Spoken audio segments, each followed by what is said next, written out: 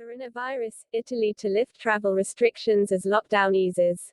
Italy's government has signed a decree that will allow travel to and from the country from the 3rd of June, as it moves to ease its coronavirus lockdown measures.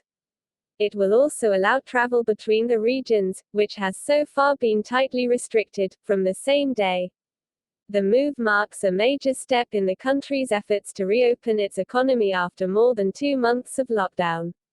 Italy has one of the highest death tolls in the world, but its infection rate has fallen sharply in recent days. More than 31,600 people have died with the virus in the country, the third highest figure behind the US and UK. It was the first country in Europe to impose nationwide restrictions when coronavirus cases began to surface in northern regions in February.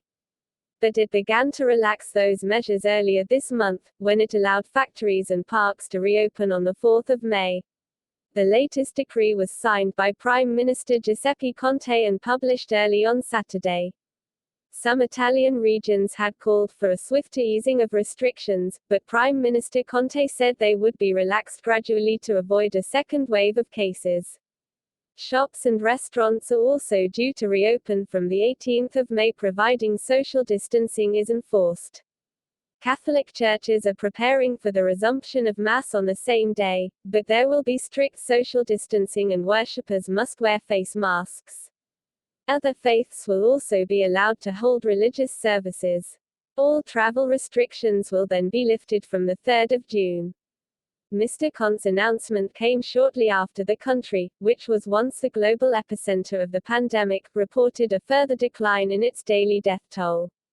It reported more than 900 deaths on the 27th of March, but the authorities said there were 262 on Friday. Earlier this week, the government approved a €55 billion, £48 billion, $59 billion stimulus package designed to offset the economic impact of the pandemic on businesses and families.